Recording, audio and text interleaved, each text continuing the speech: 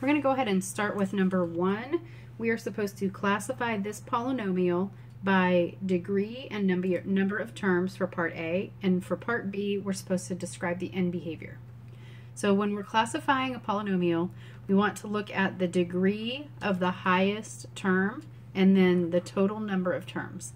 Before you classify it, you want to make sure that it's in standard form, which means from highest to lowest exponent, and that there are no terms that can be combined.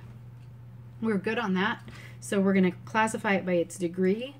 This term is degree 2, and this term is degree 4. We go by the highest degree, so we're looking at degree 4, so it is quartic. And then we also classify by the number of terms. We have 2 terms, so it is a quartic binomial. In part B, we're supposed to describe its end behavior. The end behavior depends on the leading term. So we look at our leading term, it's negative 16x to the 4th. There's 2 things we're looking at. One is the coefficient and the other is the degree. So here, negative 16 is the coefficient and 4 is the degree. So on the coefficient, we're looking to see, is it positive or is it negative? For the degree, we want to know if the degree is even or odd. When the coefficient is positive and you have an even degree, the graph is going to look like a polynomial, or like a quadratic parabola on its ends. So if it's even and positive, the ends will go up and up. If it's even and negative, it looks like an upside down parabola. So in that case, it would go down and down because both ends are pointing down. If it's an odd degree with a positive leading coefficient, it looks like a cubic function. So in that case, the left end is down and the right end is up. And if it's a negative leading coefficient, that flips the graph upside down. So now the left end is up and the right end is down. So when we look at our polynomial again, we see the leading coefficient is negative and the degree is even. So this polynomial's ends will go down and down. Number 2,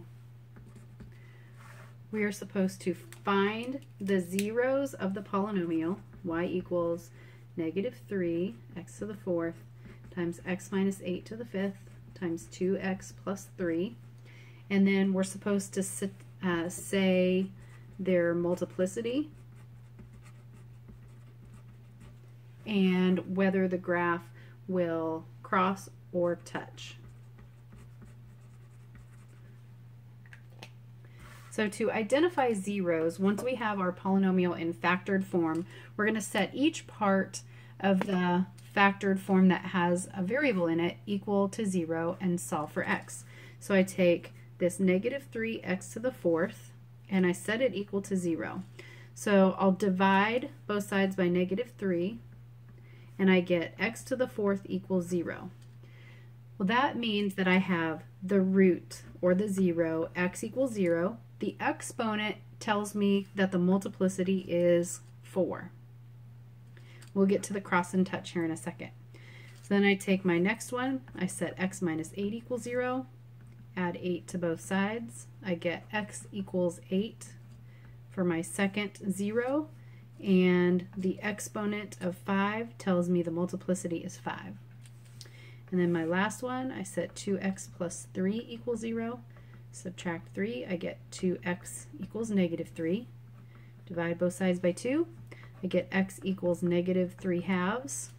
And the exponent here, since there's nothing written, is a 1, so the multiplicity is 1.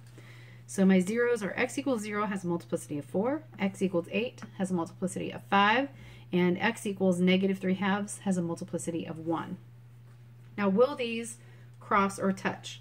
They will cross if the multiplicity is odd. They will touch if there is an even multiplicity. Now that's the exponent on the root, not the number that the root is. So I'm looking at the multiplicities. So since 4 is an even multiplicity, at x equals 0, the graph will just touch. At x equals 8, the multiplicity is 5, which is odd, so the graph will cross. And at x equals -3/2, the multiplicity is 1, which is also odd, so the graph will cross.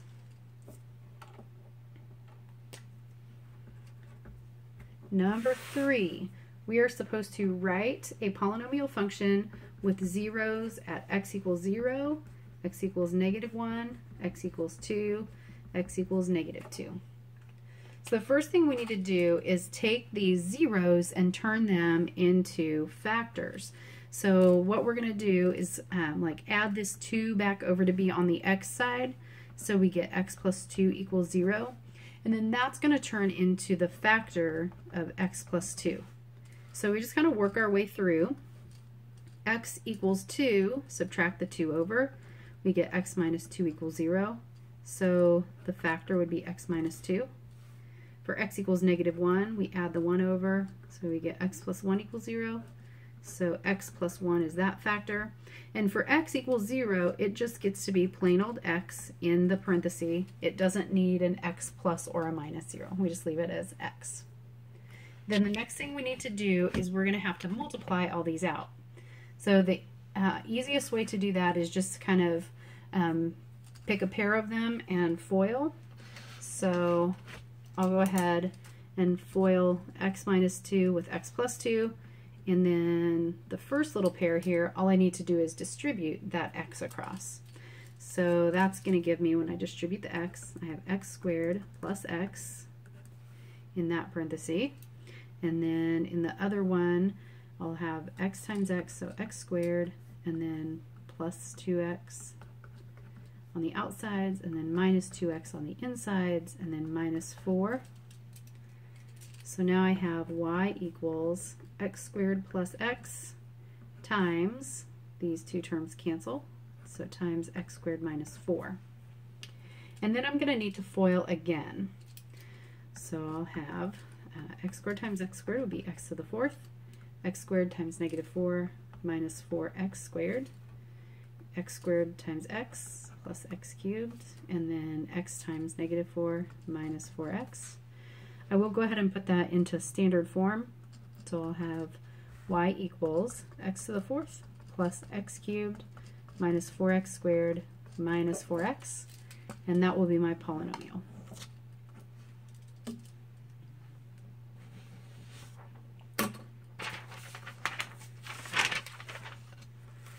Number 4, I am supposed to solve this polynomial by factoring.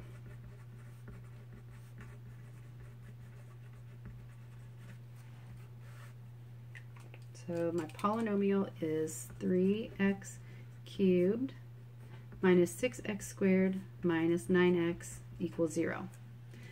So whenever I'm factoring, I always want to start by looking for a GCF. So in common for all three of these terms, they all have at least one x, and they're all divisible by 3. So I'll have 3x as my greatest common factor that's going to go out front. And I divide that out, so 3x cubed divide out 3x leaves me x squared. Negative 6x squared divided by 3x is minus 2x. And negative 9x divided by 3x is minus 3. Now when we're factoring a trinomial, what we do is the AC method. So I use this little x when I do this, and I put the a times c in the top, so -3 times x squared times the 1 from the x squared would be -3, and then b goes down in the bottom. So this is what b is, this is what a times c is. And then I'm looking for a pair of numbers that multiplies to give me -3, but adds to give me -2. So what's going to work there is -3 times 1, positive 1 gives me -3, and -3 plus 1 gives me -2. So then I want to split this minus 2x term into -3x plus 1x. So I keep my 3x out front. I write x squared minus 3x plus 1x minus 3. and then I'm going to factor these terms by grouping. So I have 3x times, I can take x out of the first group, so x times x minus 3, plus I can take 1 out of the second group to leave x minus 3. And then I group my common parentheses, leave my GCF out front, my common parenthesis makes x minus 3, and then the stuff that's left outside makes times x plus 1. And I forgot my equals 0, so I'll go back and put that. Now once it's all factored, I'm just going to do what I had done on number 2, which is set each part that contains a variable equal to 0. Since I'm solving, I have to know what x equals. So I set 3x equal to 0, x minus 3 equals 0, and x plus 1 equals 0. And then I just solve for x, so I'll divide by 3 here. So I get x equals 0, add 3 here, x equals 3, subtract 1 on this one, so x equals negative 1.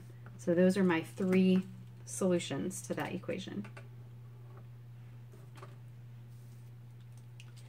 Number 5, we get to divide by long division. So the problem says x cubed plus 5x squared plus 4x plus 4 divide by x plus 2.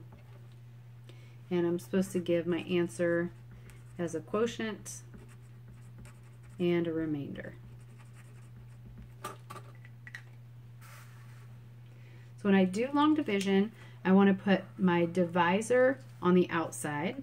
So I'm going to have x plus 2 outside, and then x cubed plus 5x squared plus 4x plus 4 inside the division symbol.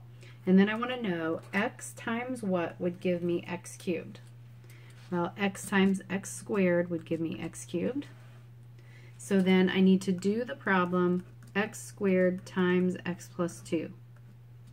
And that's what's going to go on this line. So I take x squared times x, which is x cubed. X squared times 2 is plus 2x squared. And then I have to remember to change both of my signs. So now this is a negative x cubed, this is a negative 2x squared. So my x cubed and my negative x cubed cancel, and I take 5x squared minus 2x squared. I get 3x squared, and then I'm going to bring down plus 4x. And then I ask myself, x times what gives me 3x squared?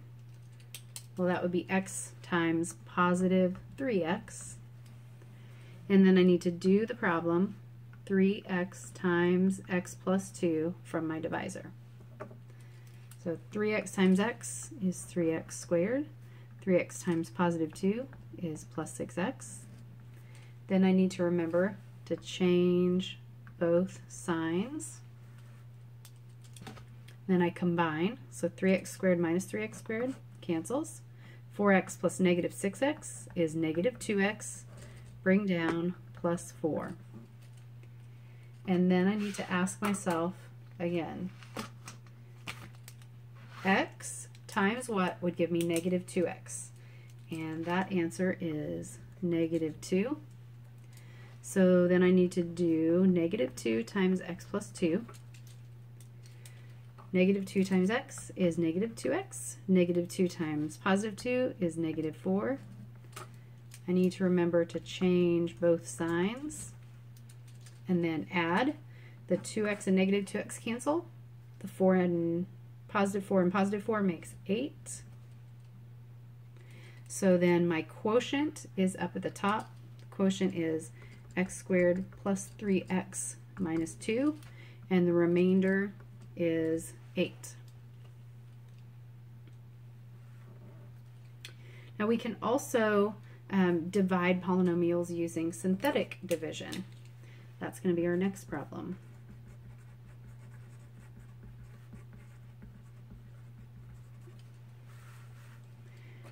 We are supposed to do 2x to the 4th plus 6x cubed plus 5x squared minus 45 divide by x plus 3. And we're supposed to give our answer as the quotient and remainder. So in synthetic division, what we're going to do is we're going to just use the coefficients of our dividend.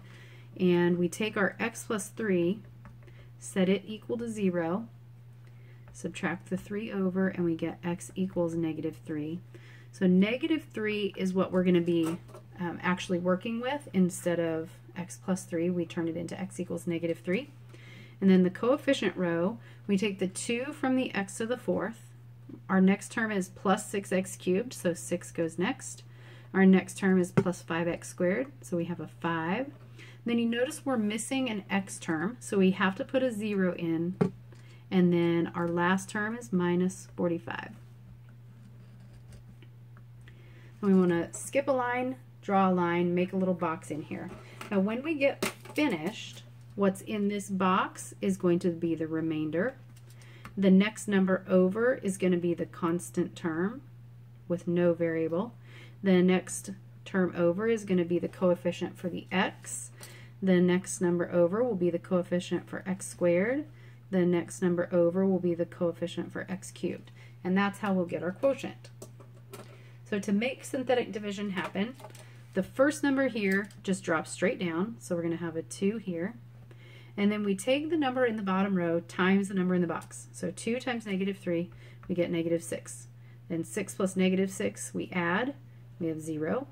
0 times negative 3 is 0. 5 plus 0 is 5. 5 times negative 3 is negative 15.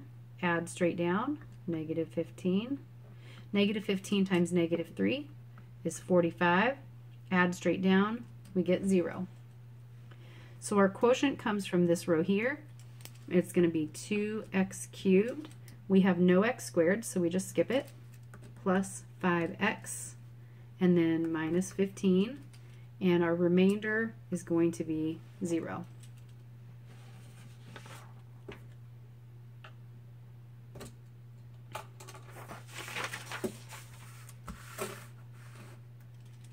Number 7, we're supposed to list all possible roots.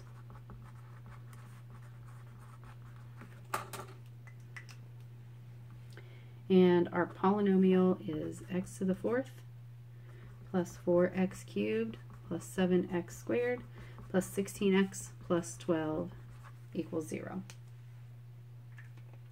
Now listing all possible roots comes from the rational root theorem, and what we need to do is list all the factors of the constant term, that's the one with no variable, over factors of the leading coefficient.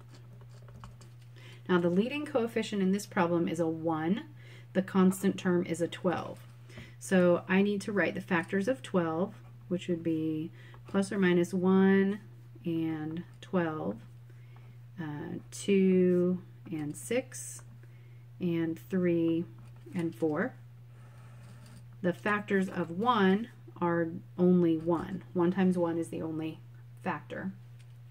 And then what we need to do is split that list apart. So I go 1 over 1, so positive and negative 1, 2 over 1, positive or negative 2, 3 over 1, positive or negative 3, 4 over 1, positive or negative 4, 6 over 1, so plus or minus 6, and 12 over 1, plus or minus 12.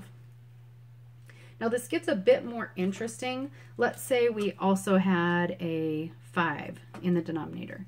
Then I would need to put all of my numbers also over 5. So I'd have plus or minus 1/5 plus or minus 2 over 5, so 2/5, plus or minus 3 over 5, plus or minus 4 over 5, plus or minus 6 over 5, and plus or minus 12 over 5. Now our problem didn't have that. That was just an example of if we did have another number, how we would handle it. So this right here is your answer to all the possible roots for number 7. Number 8, we are supposed to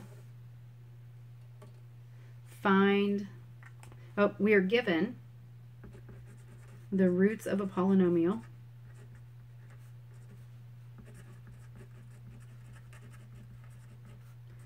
are x equals -3, x equals 3, x equals 3 plus I, x equals 3 minus square root of 3. And the question wants to know, what is the degree of the polynomial? And then a second question is, what are the remaining roots? Okay. So I kind of want to start with part B question before I answer part A.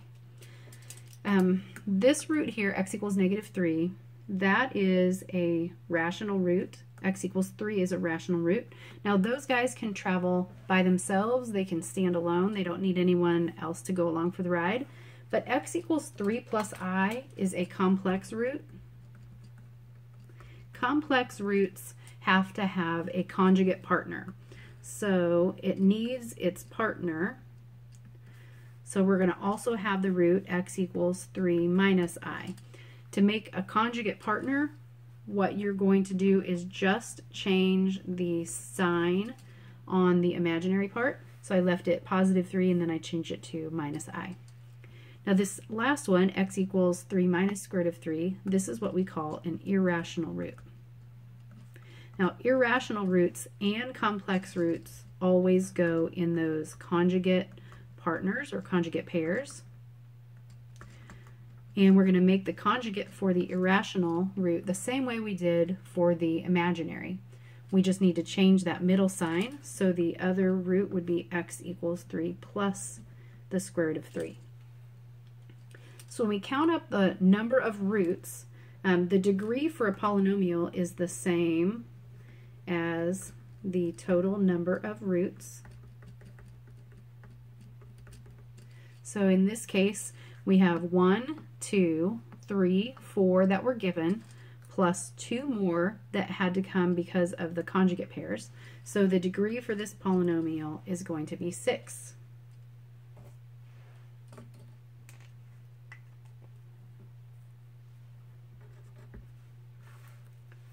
Number 9, we have to find all roots of x to the 4th plus 4x cubed plus 7x squared plus 16x plus 12 equals 0.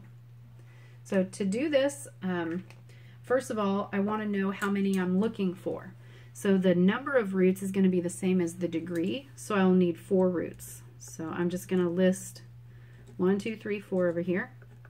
X equals, x equals, x equals, x equals. And I'm going to start, excuse me, with my list from number 7 up above. On number 7, I listed all possible roots, 1, 2, 3, 4, 6, and 12. And so those are going to be the ones that I'm going to use that list to help me figure out the actual roots by testing and rewriting. I also at this point want to remind you of Descartes' rule of signs. That's going to help us a little bit. So in Descartes' rule of signs, what I want to do is count the number of sign changes in the original function or equation. So I notice that my first term is positive. In fact, all of my terms are positive. So since I have 0 sign changes, that tells me there are going to be 0 positive roots. So I don't even need to bother testing the positive 1, 2, 3, 4, 6, and 12. The number of sign changes in f of negative x tells me how many negative roots. So in f of negative x, I replace all my x's with their opposites. So when I'm raising it to an even power, that doesn't change my original sign. So that's x to the 4th. When I raise it to an odd power, it does change my sign. So my 4x cubed becomes negative 4x cubed. 7x squared stays positive. 16x becomes negative. And 12, of course, won't change. So let's count our sign changes here. I go from positive to negative, negative to positive, positive to negative, negative to positive. So that's 1, 2, 3, 4 sign changes. So there's 4 sign changes. So that tells me that there can be either 4 or 2 or 0 negative roots. So testing negative numbers sounds like a good plan. So I'm going to use synthetic division. So I'm going to set that up with my coefficients 1, 4, 7, 16, and 12. And what I'm looking for is for this remainder to be 0. If the remainder is 0, then I have found a root. So now I'm on the test phase. So let's pick negative 1. So we bring the 1 straight down. 1 times negative 1 is negative 1. Add 3. Multiply negative 3. Add 4. Multiply negative 4. Add 12. Multiply negative 12. Add 0. So that tells me that x equals negative 1 is one of my roots. And then I'm going to rewrite. So I rewrite my equation using x plus 1, because when x equals negative 1, I move that negative 1 over to be with the x, times my quotient row. So remember that this is my number, this is my x squared, x cubed. So I have x cubed plus 3x squared plus 4x plus 12. And then I'm going to repeat that process of list, test, rewrite. So my new list, my constant term is 12, my leading coefficient is 1. So I have the exact same list, 1, 2, 3, 4, 6, and 12. And then I'm going to continue testing. Now when I test this time, what I want to use is my quotient from the first root I found. So I'm going to use the 1, 3, 4, 12 row. Let's try negative 2 and see if that works. So we bring the 1 straight down, multiply by negative 2, add, we get 1, multiply negative 2, add 2, multiply negative 4, add 8. Okay, so negative 2 is not a root, so negative 2 didn't work. Let's move on and try another one.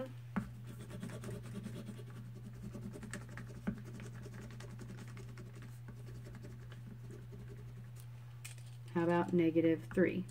So we bring the 1 straight down, multiply, we get negative 3, add, we get 0, multiply, we get 0, add, we get 4, multiply negative 12, add 0. So negative 3 is a root, so I'm going to add x equals negative 3 onto my list up top, and then I'm going to rewrite again. So this time when I rewrite, I keep x plus 1 from my first root, and then x equals negative 3 gives me x plus 3, and then I use my quotient row. So this is a number, x term, x squared, so that makes x squared plus 4 equals 0. Now once I get down to a quadratic, this is quadratic because it's just squared. When it gets down to a quadratic, then what I can do is solve by either factoring or using the quadratic formula. Now this x squared plus 4 is one of my special types for factoring. X squared plus 4 is a sum of squares. Sum of squares is when we have like a squared plus b squared factors into a plus bi times a minus bi. So in this case it's x squared and then 4 is 2 squared. So the x squared plus 4 is going to factor. So I'll have x plus 1 times x plus 3, and then x squared plus 4 will factor to x plus 2i times x minus 2i.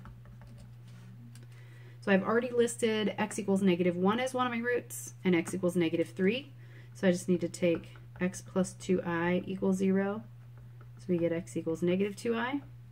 And then x minus 2i equals 0. So we get x equals 2i. And those are our last two roots. So x equals 2i and -2i that we'll add onto our list.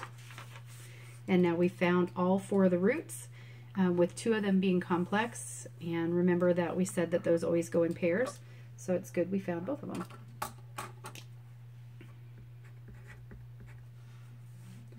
Number 10, we're again going to find all roots. And our equation is x cubed plus 8x squared minus 3x plus 8. So I want to start by listing my possible roots.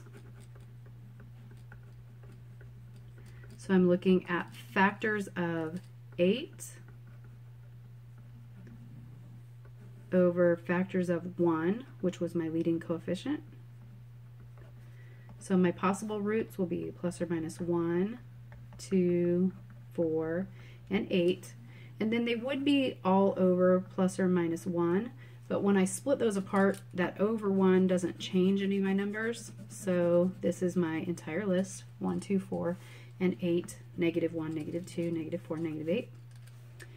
And then we want to test till we find an actual root. So remember, we use that coefficient row and synthetic division. So we got 1, 8, -3, 8. Just for funsies, let's see how many positive roots we have. So we count our sign changes. We are positive, positive, and then we change to negative, so that's 1, and then we change to positive, so that's 2. So we'll have either 2 or 0 positive roots. And then for negative roots, remember that the odd degree terms will change their signs. So we'll have -x cubed, even ones stay what they were, odd one changes. So for odd roots, we change from negative to positive, and then we don't change again. So we have to have one negative root.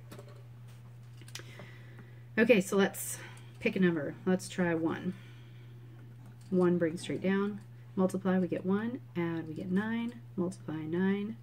Add 6. Multiply 6. Add 14. Okay, so 1 did not work. Let's just try -1 while we're here. Okay.